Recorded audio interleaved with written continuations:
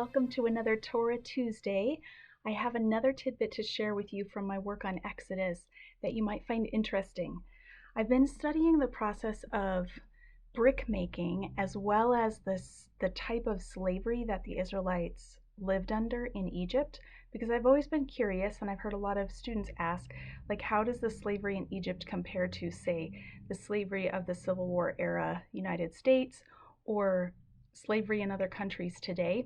So I found this interesting. One of the most helpful commentaries I looked at as I worked on this was George Pixley's commentary on Exodus, a liberation perspective. And what he taught me is that in ancient Egypt at that time, there was a kind of generalized servitude where every resident of Egypt had to give the state service whenever the state demanded it. And so it wasn't specific to the Israelites, it was actually generalized to every resident of Egypt. Now, the Israelites had it extra bad, though, because it tells us in chapter 1, verse 12, the more they were oppressed, the more they multiplied and spread, so the Egyptians came to dread the Israelites and worked them ruthlessly. There's actually a sense of disgust. They couldn't stand looking at the Israelites.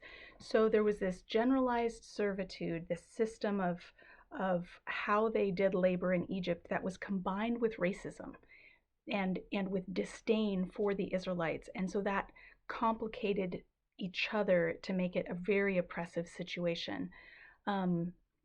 If you'll remember from the book of Genesis, it was Joseph's idea for the state to buy up all the land in Egypt in exchange for giving people food, and so that they could survive the famine. And so I think what we see is that one generation's solution to a problem becomes the next generation's tool of oppression if that next generation shows greed and a lack of character or lack of compassion for people.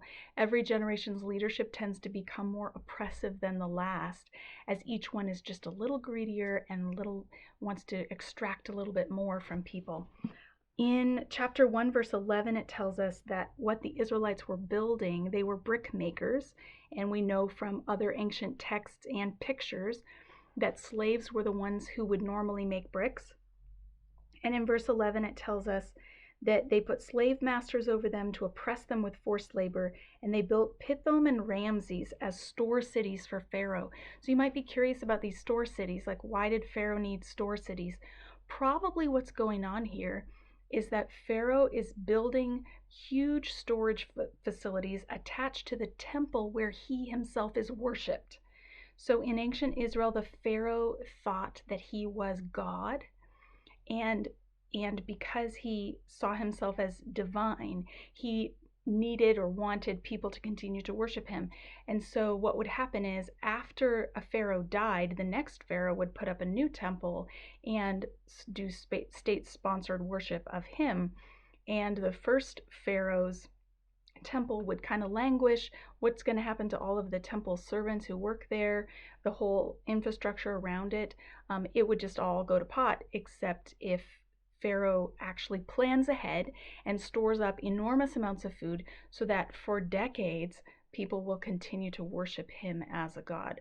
So it's very likely that what the Israelites are building are storage facilities, like, imagine great big Amazon warehouses full of food to feed the priests and to make temple sacrifices to Pharaoh. So you can see just how self-serving this is, that this is propping up his funerary cult.